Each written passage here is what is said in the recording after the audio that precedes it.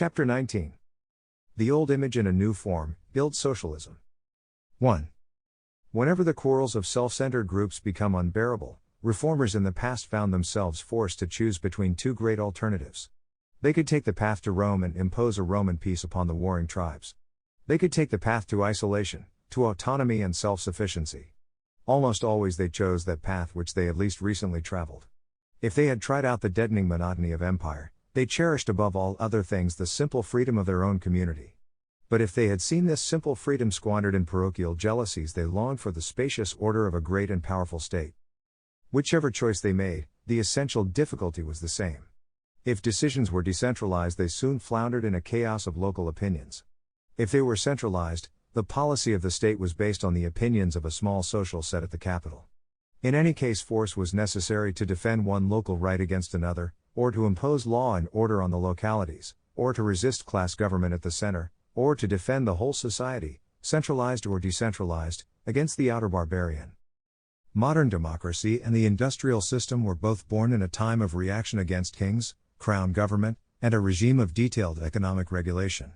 In the industrial sphere, this reaction took the form of extreme devolution, known as laissez-faire individualism. Each economic decision was to be made by the man who had title to the property involved. Since almost everything was owned by somebody, there would be somebody to manage everything. This was plural sovereignty with a vengeance. It was economic government by anybody's economic philosophy, though it was supposed to be controlled by immutable laws of political economy that must in the end produce harmony. It produced many splendid things, but enough sordid and terrible ones to start countercurrents. One of these was the trust, which established a kind of Roman peace within industry, and a Roman predatory imperialism outside. People turned to the legislature for relief.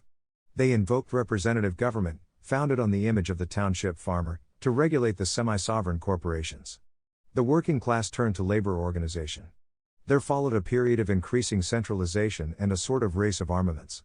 The trusts interlocked, the craft unions federated and combined into a labor movement. The political system grew stronger at Washington and weaker in the states, as the reformers tried to match its strength against big business. In this period, practically all the schools of socialist thought, from the Marxian left to the new nationalists around Theodore Roosevelt, looked upon centralization as the first stage of an evolution which would end in the absorption of all the semi-sovereign powers of business by the political state. The evolution never took place, except for a few months during the war. That was enough, and there was a turn of the wheel against the omnivorous state in favor of several new forms of pluralism. But this time society was to swing back not to the atomic individualism of Adam Smith's economic man and Thomas Jefferson's farmer, but to a sort of molecular individualism of voluntary groups. One of the interesting things about all these oscillations of theory is that each in turn promises a world in which no one will have to follow Machiavelli in order to survive. They are all established by some form of coercion, they all exercise coercion in order to maintain themselves, and they are all discarded as a result of coercion. Yet they do not accept coercion, either physical power or special position, patronage, or privilege, as part of their ideal. The individualists said that self-enlightened self-interest would bring internal and external peace. The socialist is sure that the motives to aggression will disappear. The new pluralist hopes they will. Coercion is the third in almost all social theory, except the Machiavellian. The temptation to ignore it, because it is absurd, inexpressible, and unmanageable, becomes overwhelming in any man who is trying to rationalize human life. 2.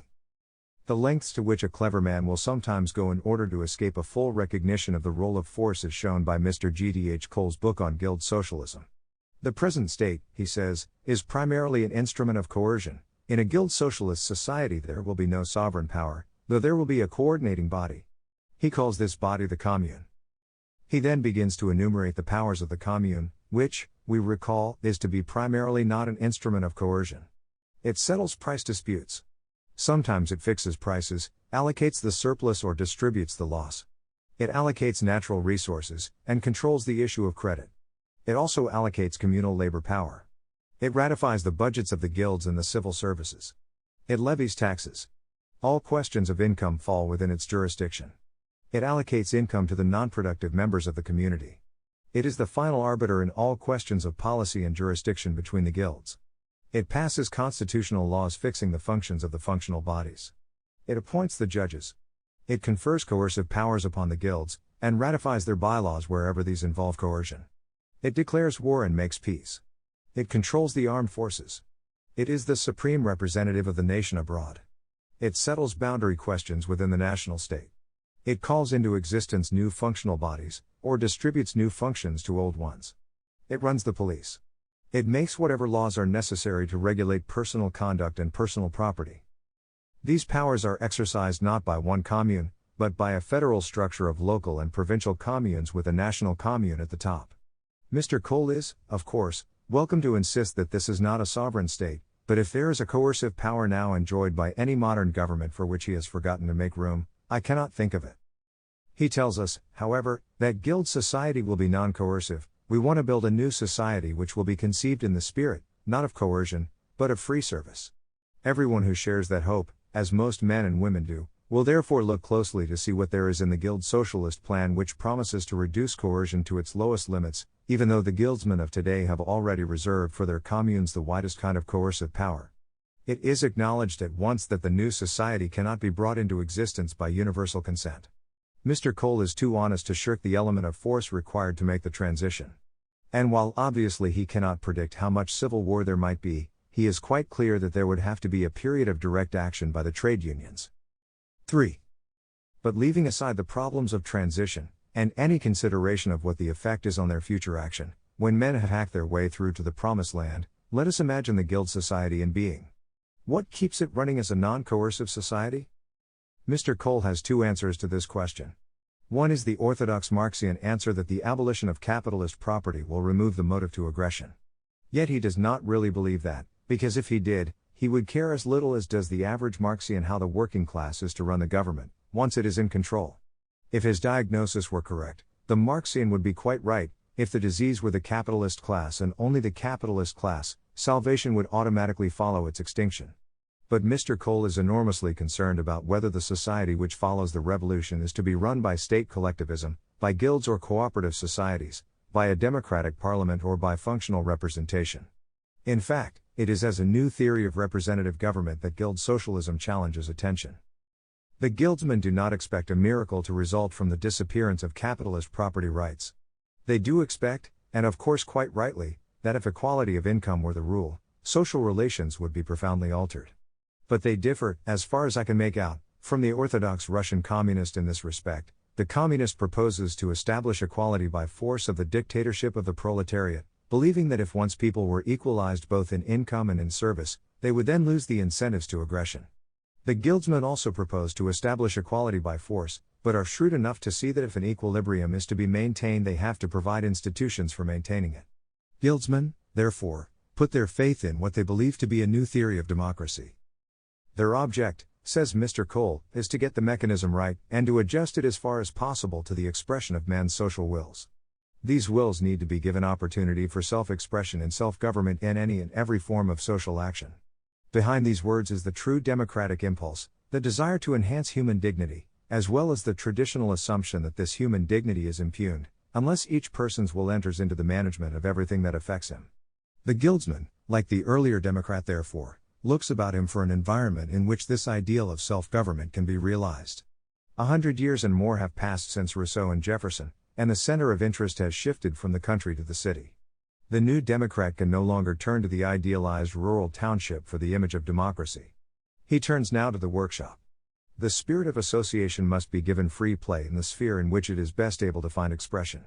This is manifestly the factory, in which men have the habit and tradition of working together. The factory is the natural and fundamental unit of industrial democracy.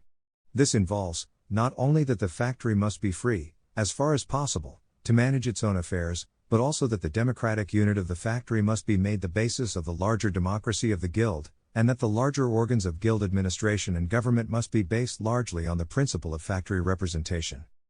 Factory is, of course, a very loose word, and Mr. Cole asks us to take it as meaning mines, shipyards, docks, stations, and every place which is a natural center of production.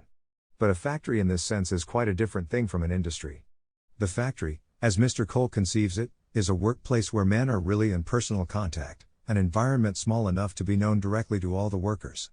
This democracy, if it is to be real, must come home to, and be exercisable directly by, every individual member of the guild. This is important, because Mr. Cole, like Jefferson, is seeking a natural unit of government. The only natural unit is a perfectly familiar environment. Now a large plant, a railway system, a great coal field, is not a natural unit in this sense. Unless it is a very small factory indeed, what Mr. Cole is really thinking about is the shop. That is where men can be supposed to have the habit and tradition of working together. The rest of the plant, the rest of the industry, is an inferred environment. 4. Anybody can see, and almost everybody will admit, that self-government in the purely internal affairs of the shop is government of affairs that can be taken in at a single view. But dispute would arise as to what constitute the internal affairs of a shop. Obviously the biggest interests, like wages, standards of production, the purchase of supplies, the marketing of the product, the larger planning of work, are by no means purely internal. The shop democracy has freedom, subject to enormous limiting conditions from the outside. It can deal to a certain extent with the arrangement of work laid out for the shop, it can deal with the temper and temperament of individuals, it can administer petty industrial justice, and act as a court of first instance in somewhat larger individual disputes. Above all, it can act as a unit in dealing with other shops, and perhaps with the plant as a whole. But isolation is impossible.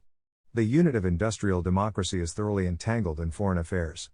And it is the management of these external relations that constitutes the test of the Guild Socialist theory. They have to be managed by representative government arranged in a federal order from the shop to the plant to the industry to the nation, with intervening regional grouping of representatives. But all this structure derives from the shop, and all its peculiar virtues are ascribed to this source. The representatives who choose the representatives who choose the representatives who finally coordinate and regulate the shops are elected, Mr. Cole asserts, by a true democracy. Because they come originally from a self-governing unit, the whole federal organism will be inspired by the spirit and the reality of self-government. Representatives will aim to carry out the workers' actual will as understood by themselves, that is, as understood by the individual in the shops. A government run literally on this principle would, if history is any guide, be either a perpetual log-roll or a chaos of warring shops.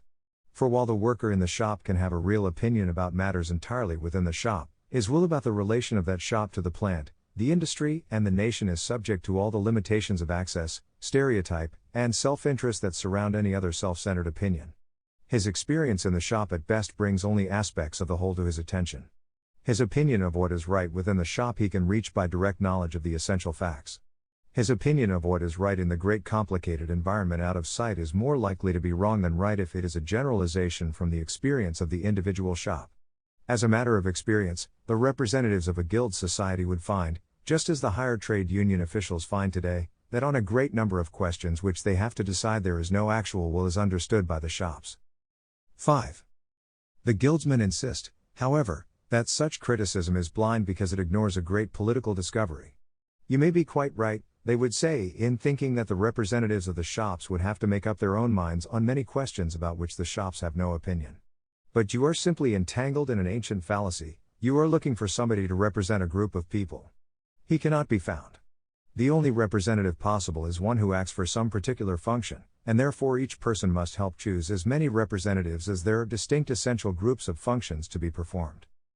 Assume then that the representatives speak, not for the men in the shops, but for certain functions in which the men are interested. They are, mind you, disloyal if they do not carry out the will of the group about the function, as understood by the group. These functional representatives meet. Their business is to coordinate and regulate. By what standard does each judge the proposals of the other, assuming, as we must, that there is conflict of opinion between the shops, since if there were not, there would be no need to coordinate and regulate. Now the peculiar virtue of functional democracy is supposed to be that men vote candidly according to their own interests, which it is assumed they know by daily experience. They can do that within the self-contained group. But in its external relations the group as a whole, or its representative, is dealing with matters that transcend immediate experience. The shop does not arrive spontaneously at a view of the whole situation. Therefore, the public opinions of a shop about its rights and duties in the industry and in society, are matters of education or propaganda, not the automatic product of shop consciousness. Whether the guildsmen elect a delegate, or a representative, they do not escape the problem of the orthodox democrat. Either the group as a whole, or the elected spokesman, must stretch his mind beyond the limits of direct experience. He must vote on questions coming up from other shops, and on matters coming from beyond the frontiers of the whole industry. The primary interest of the shop does not even cover the function of a whole industrial vocation. The function of a vocation, a great industry, a district, a nation is a concept, not an experience, and has to be imagined, invented, taught and believed. And even though you define function as carefully as possible, once you admit that the view of each shop on that function will not necessarily coincide with the view of other shops, you are saying that the representative of one interest is concerned in the proposals made by other interests. You are saying that he must conceive a common interest. And in voting for him you are choosing a man who will not simply represent your view of your function, which is all that you know at first hand, but a man who will represent your views about other people's views of that function. You are voting as indefinitely as the Orthodox Democrat. 6. The guildsmen in their own minds have solved the question of how to conceive a common interest by playing with the word function. They imagine a society in which all the main work of the world has been analyzed into functions, and these functions in turn synthesized harmoniously. They suppose essential agreement about the purposes of society as a whole, and essential agreement about the role of every organized group in carrying out those purposes. It was a nice sentiment, therefore, which led them to take the name of their theory from an institution that arose in a Catholic feudal society. But they should remember that the scheme of function which the wise men of that age assumed was not worked out by mortal man. It is unclear how the guildsmen think the scheme is going to be worked out and made acceptable in the modern world. Sometimes they seem to argue that the scheme will develop from trade union organization, at other times that the communes will define the constitutional function of the groups. But it makes a considerable practical difference whether they believe that the groups define their own functions or not. In either case, Mr. Cole assumes that society can be carried on by a social contract based on an accepted idea of distinct essential groups of functions. How does one recognize these distinct essential groups? So far as I can make out, Mr. Cole thinks that a function is what a group of people are interested in.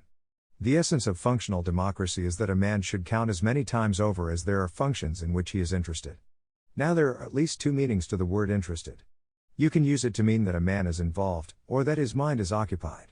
John Smith, for example, may have been tremendously interested in the Stillman divorce case. He may have read every word of the news in every lobster edition.